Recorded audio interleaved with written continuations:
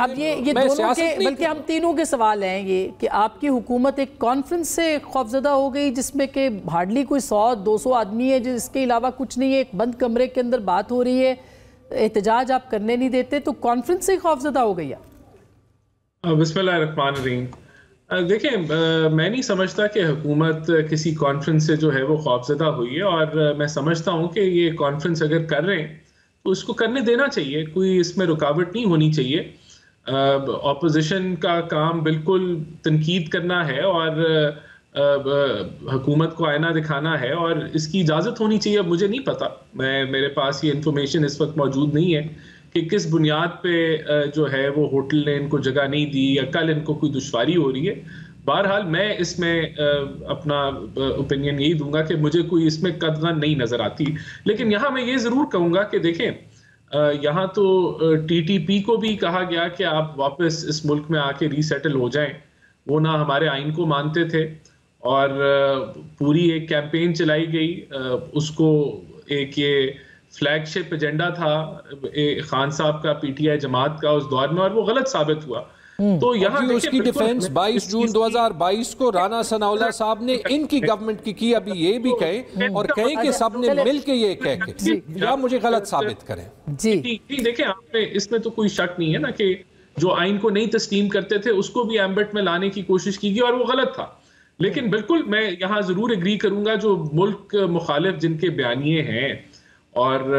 جو ہے ملک کے اندر بہت ساری فالٹ لائنز ہیں، جو ان فالٹ لائنز پہ کھیلنا چاہتے ہیں اور ان کو ایک علیحدہ ہی زمرے میں لے کے جانا چاہیے، اس کی وہ چیزیں نہیں ہونی چاہیے۔ اور میں یہاں پی ٹی آئی کا بھی ذکر کروں گا کہ دیکھیں، بالکل جمہوریت ہے اس ملک میں اور اظہار رائے ہے، اور ہر جماعت کا حق ہے کہ اس کو جو ہے وہ نہیں، جمہوریت کہاں ہے؟ میں پوچھنا یہ چاہ رہی تھی کہ اگر کسی کو اجتماع کرنے کی اجازت نہیں، تحریر کی، تقریر کی، اس کے اوپر قدغنے ہیں، تو پھر جمہوریت پہ تو سوال اٹھیں گے نا رانا صاحب۔ یہ تو میں وہی ایکسپیکٹ کر رہا ہوں کہ جب آپ لائن کراس کرتے ہیں، جب ایک جماعت احتجاج کرتے ہوئے جب وہ اریسٹ وارنٹ کو نہیں مانتی اور پھر وہ پیٹرول بم پھینکتی ہے، تو یہ جمہوریت نہیں ہے۔ جب آپ فوجی تنصیبات کے اوپر حملہ آور ہوتے ہیں تو یہ بھی جمہوریت نہیں ہے، قطعی طور پہ جمہوریت نہیں ہے۔ جب آپ سمبلز کو، جو فوجی سمبلز ہیں، شہداء کے سمبلز ہیں، ان کو جلاؤ گراؤ کرتے ہیں، اور یہ ہوا ہے پاکستان میں، اس کو آپ جتنا مرضی جھٹلاتے رہیں۔ اس کو تو کوئی انڈورس نہیں کر رہا، لیکن ایک کانفرنس جو بند کمرے میں، اور آپ اگر حکومت بھی خواہش رانا صاحب کرنا شروع کر دے کہ نہیں ہونا چاہیے اور ایسا نہیں ہونا چاہیے تھا، تو اس کا مطلب کیا ہے؟ اس کا مطلب یہ ہے کہ مطلب آپ کے اختیار میں کچھ نہیں ہے، کیا یہ مطلب دیا جائے؟ اس کا دیکھیں، نہیں، میں اس وقت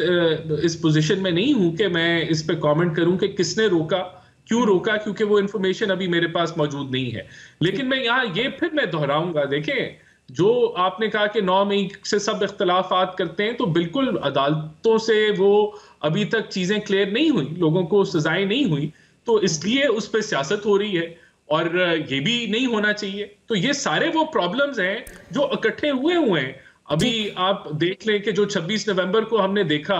وہ بھی جمہوریت کا حصہ نہیں ہے کہ ایک جماعت ٹیئر گیس اور شیل استعمال کرے۔ تو یہ سارے مسائل ہیں جو کرنٹلی ہم فیس کر رہے ہیں۔ مصطفیٰ، آپ کچھ کہنا چاہتے تھے؟ ران صاحب، یہ مصطفیٰ جی، مصطفیٰ، ہم جمہوریت کے کنارے لگا رہے ہیں، اور جب خود پی ٹی آئی ایک 2018 کے ایک سلیکشنز کے تھرو حکومت میں نافذ ہوئی، اور تب ان کو آئین نہیں یاد تھا، تب ان کو آئینی معاملات جو ہیں کہ کیسے اپوزیشن کا کیا کردار ہونا چاہیے ہے، بل کیسے پاس ہونے چاہیے ہیں، تو نہیں یاد تھا۔ تو یہ چیزیں بھی ان کو جو ہے اس کانفرنس میں یاد کرنی چاہیے ہیں، اور کم از کم اس پہ ندامت دکھانی چاہیے کہ جو ہمارا ویسے آج ان ساری باتوں کا ذکر ہوا ہے کانفرنس کے اندر، ایسا نہیں ہے کہ ان باتوں کا ذکر نہیں ہوا۔